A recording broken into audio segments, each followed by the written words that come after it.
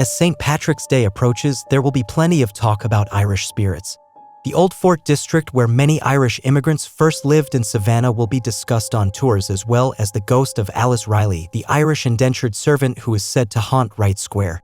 Somewhere in there may be a mention of William Kehoe. Columbia Square sees plenty of walking, hearse, and trolley tours each night, all talking about the child ghosts that haunt the Kehoe House Inn. The legend goes that the young Kehoe twins crawled up a chimney during a game of hide-and-seek only to get stuck and die. Now their ghosts are heard playing in the hallways at night. The ghosts get a backstory and plenty of speculation, but William Kehoe, the man who built the house and lived there for many years, usually only gets a passing mention. That's a shame because he was a central figure in shaping Savannah. The Kehoe House Inn, located at 123 Habersham Street. Kehoe was born in Ireland in 1843 and moved to Savannah as a child with his parents. As a young man, he started working for Savannah Machine and Boiler Works. He was able to work his way up to foreman at Phoenix Architectural Works. The owner named his wife, Ellen Monahan, and William Kehoe as the owners in his will in 1878. Shortly after, William was able to buy Ellen's share of the business and renamed it Kehoe Iron Works. More business. Legacy of racing. Graves outside downtown Savannah could mean haunted past. Laurel Grove South Cemetery holds tales of famed figures in Savannah history, as you can tell from the magnificence and detail of what is now the Kehoe House Inn. The ironworks was successful.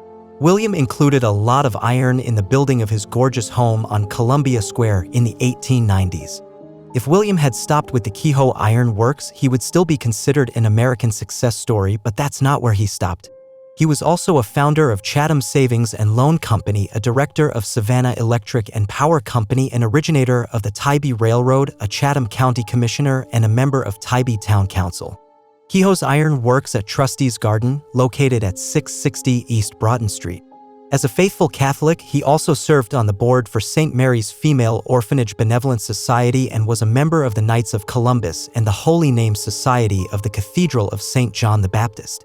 In fact, when St. John's Cathedral caught on fire in 1989, he was on the committee to rebuild it.